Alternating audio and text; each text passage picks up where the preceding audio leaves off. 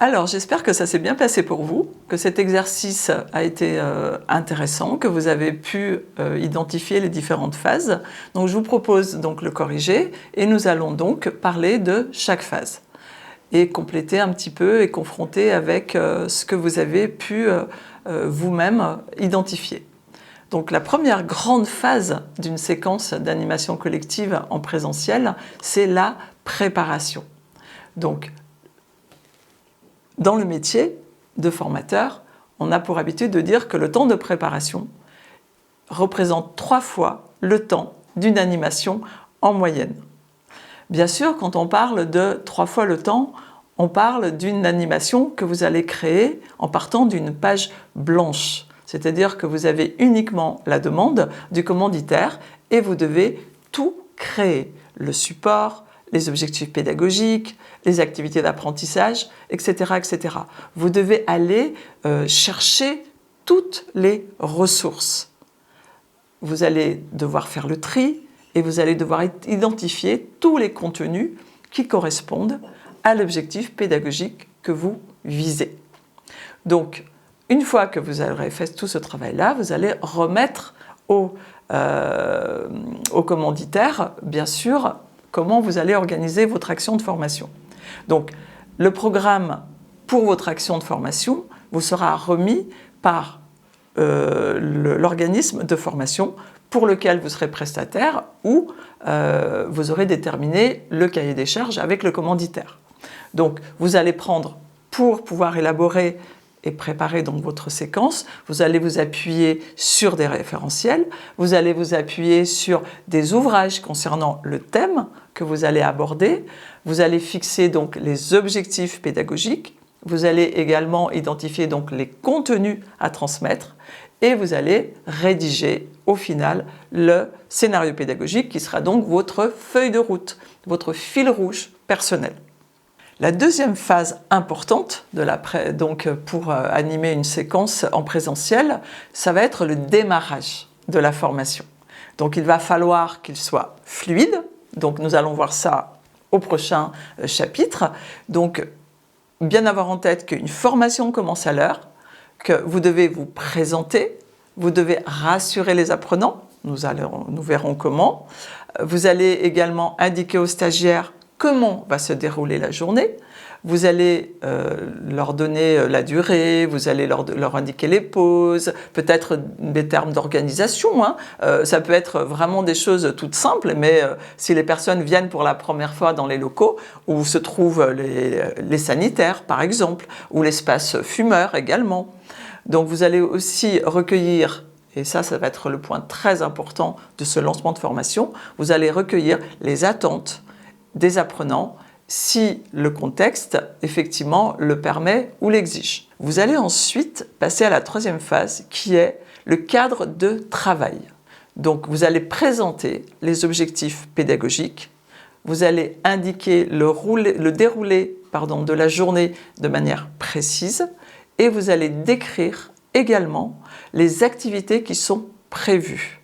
Par exemple, vous allez indiquer que pour tel objectif pédagogique, les personnes vont ensuite se mettre en sous-groupe, qu'elles vont aller faire des recherches, par exemple sur Internet, qu'elles vont désigner une personne dans le groupe qui pourra restituer ensuite au grand groupe, etc. Et vous allez timer ces différentes étapes. Voilà, donc vraiment on va décrire le déroulement. Ensuite, on va faire un tour de table pour recueillir les commentaires et les contraintes des apprenants si nécessaire. Si par exemple vous avez prévu un travail de recherche sur Internet, peut-être que quelqu'un va vous indiquer « Je suis désolé, mais aujourd'hui je n'ai pas mon PC portable avec moi. Comment puis-je faire ?»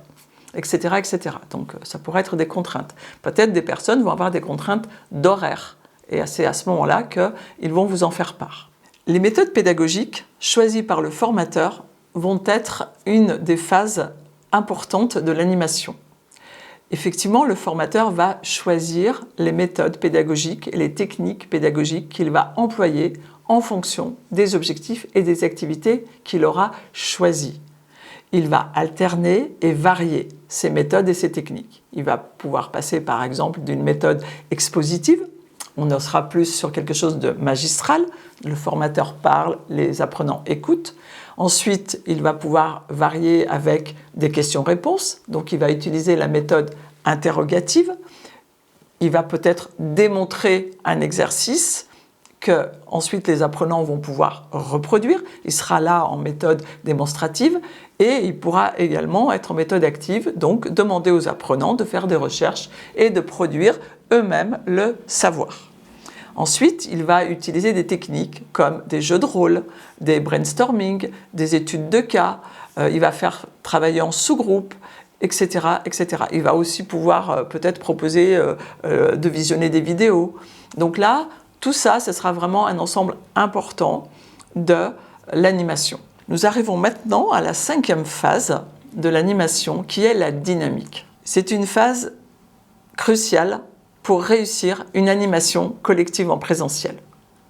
Là, tout va se jouer sur la posture du formateur. Cela va être sa voix, sa gestuelle, son regard. Il ne faudra jamais qu'il perde la connexion avec les apprenants. Il va falloir qu'il module sa voix, qu'il ne soit pas toujours sur un ton monocorde qui va vous endormir. Donc il va falloir qu'il ait un peu de dynamique. Il va également falloir qu'il soit dans une positive attitude. Pas toujours facile, hein, si il peut ne pas être en forme ce jour-là, mais là, il va falloir qu'il soit dans cette positive attitude.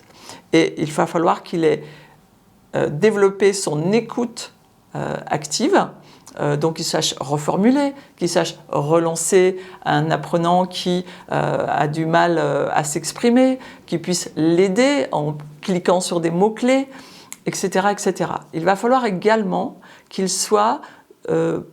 ait toujours en fait un souci d'équité.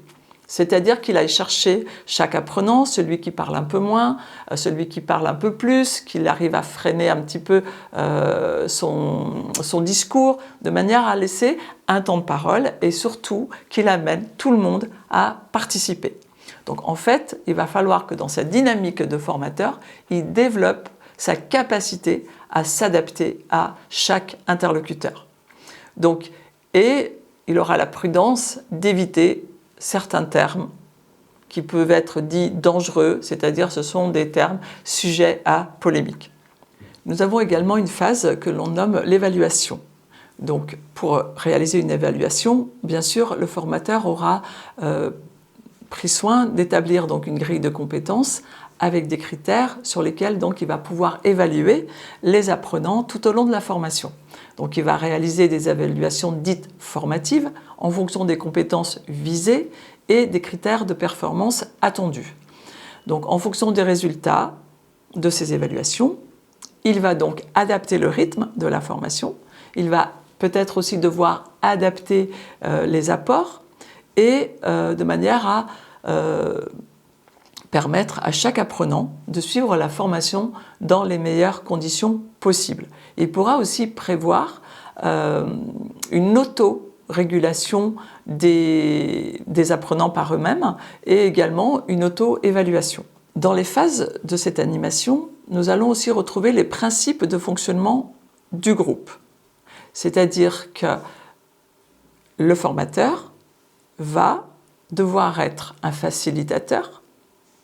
Ce sera celui qui va réguler les temps de parole, qui va réguler le fonctionnement du groupe, les échanges entre les apprenants, et il va aussi devoir faire produire l'apprenant, c'est-à-dire réaliser des exercices, des études de cas, et il va falloir qu'il suscite l'engagement des participants à atteindre un même objectif d'apprentissage.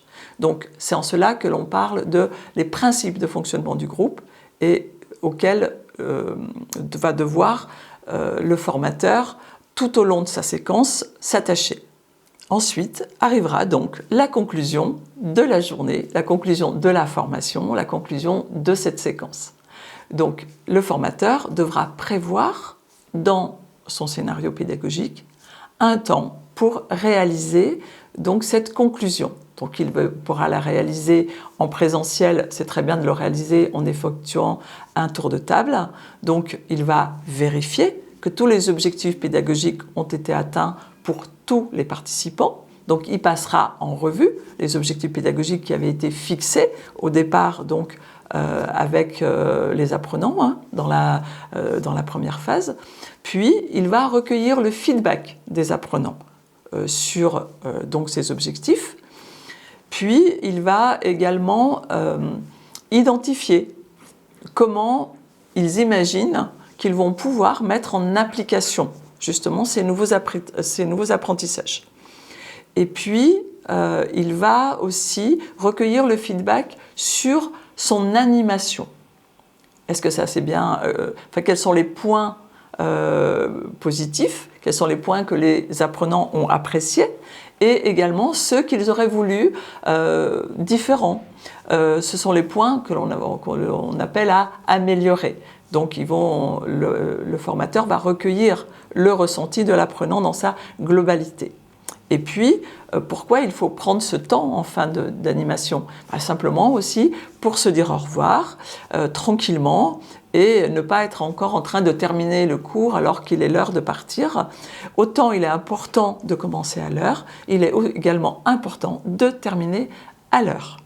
Donc, je vous invite à laisser ci-dessous toutes les questions que vous pourriez avoir encore sur ce sujet-là et nous nous attacherons à y apporter une réponse dans les meilleurs délais. Je vous souhaite un bon travail de révision sur cette séquence et je vous retrouve dans la séquence suivante.